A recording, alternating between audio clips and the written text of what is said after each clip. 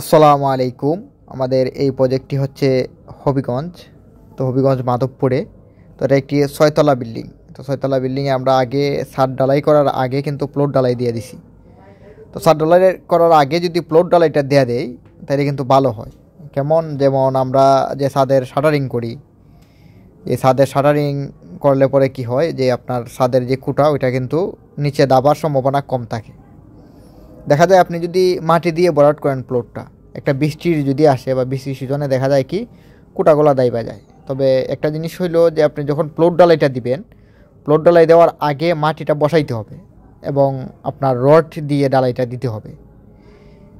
আর যে আপনার বাথরুম বা কিচেন যেখানে হবে ওইগুলা লাইন ড্রয়িং অনুযায়ী আপনার এগুলা দিয়ে দিতে হবে এবং পরবর্তীতে চেঞ্জ করার সুযোগ থাকে না। যেমন আমি এই ড্রয়িং অনুযায়ী যদি এই কাজটা করেন আর প্লট ডালাই দেওয়ার পরে যদি আপনি চিন্তা করেন যে আমি রুমটা একটু বড় করব বা বাথরুমটা একটু সরাবো, এই চিন্তা করলে হবে না। মানে ড্রয়িং অনুযায়ী আপনার কাজটা করতে হবে। আর এখানে যে ছয়তলা ফাউন্ডেশনের 2000 স্কোয়ার ফিট, এখানে কলাম হয়েছে আমাদের 16টা।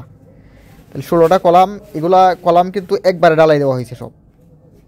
আর প্লট ডালাই আগে দিলে কি হয়, একটা জিনিস হলো যে ছাদের টপ লেভেলটা ঠিক থাকে।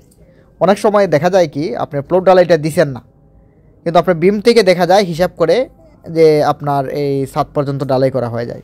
ছাদ কি 10 ফিটের উপরে 10 ফিটই ডালাই করা হয়। যখন আপনি প্লট ডালাই দিবেন, প্লট ডালাই দেওয়ার পরে দেখা যায় যে আপনার 3 ইঞ্চি কম হয়ে যায়। তো আপনার প্লট ডালাই পরে 3 ইঞ্চি প্লট ডালাই দিলেন, তারপর দেখা যায় আপনি এই ছাদ ডালাই দিলেন 10 ফুটও, প্লট ডালাই দিলেন 3 ইঞ্চি, তাহলে আপনার 10 ফিট থেকে 3 ইঞ্চি কমলো। আবার টাইলস করলেন, টাইলস করার পরে দেখা যায় আপনার 5 ইঞ্চি কমে যায়।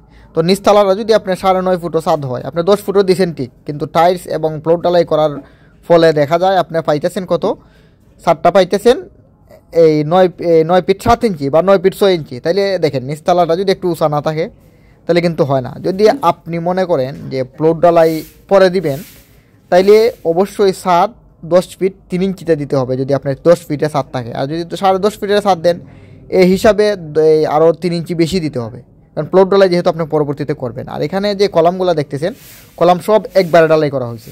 অনেকে আছেন না যে হাফ করে ডালাই করেন, হাফ ডালাই না, কারণ এটা যেহেতু একটা 6তলা বিল্ডিং, এটা কিন্তু আমাদের ব্যক্তিগত কাজ করলে হবে না। হয়তো আপনি দেখা যায় আমরা ব্যক্তিগত 1-2 তলা বিল্ডিং করতে পারি বা সর্বোচ্চ 3 তলা, এর বেশি না।